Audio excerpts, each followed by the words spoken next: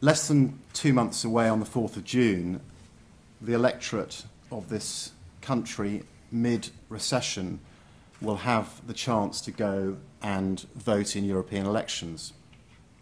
As I'm sure most people know, these elections are often characterised by a very low turnout. It was 38% last time versus 61% in national elections. And I suppose the question is, given that Brussels can often seem a very long way away and the ever-increasing number of regulations that are imposed on people's lives more and more restricting, why should people care, or why should they even bother voting and turning out in these elections? In their manifesto, this government made a solemn pledge, a promise even, to the British electorate that they would hold a referendum on the Lisbon Treaty.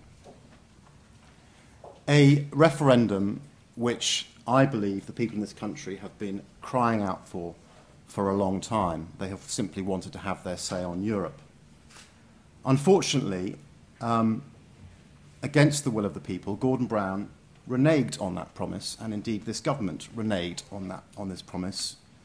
And the second instance, it's very clear to me, or I think any right-minded, decent person who looks at Brussels, that people over there simply aren't listening to the will of the people.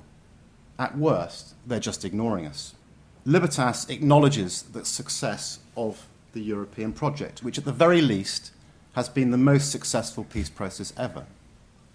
Libertas, I re-emphasise, is pro-European, but not at any cost. And the problem is, very simply, that Brussels is not working. MEPs' expenses go undeclared. We don't know how MEPs vote. We don't know how laws are drafted. We don't know what effect that the ever-increasing number of seductive lobby groups have on the process. Incidentally, there are the same number of lobbyists in Brussels, if not more, than there are in Washington.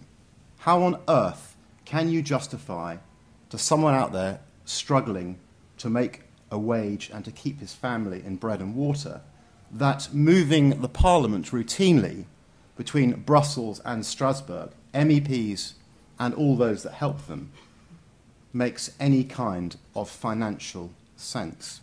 What organisation has not had its accounts signed off for 14 years? Libertas wants to revitalise Europe, to create a Europe that people finally can believe in. And the only way we can do that is very simply to reinstall accountability, openness, and, most importantly, democracy at the heart of Europe. 10 days ago, I was in the Czech Republic. The chairman of Libertas today is in Holland. The former Prime Minister of Latvia has now joined the Libertas team. And on Friday, candidates will be unveiled in Spain. To achieve this is no small undertaking in the time that Libertas has had available to them. But we have two things to our advantage. We have a very strong message, and daily we have an ever-growing grassroots movement.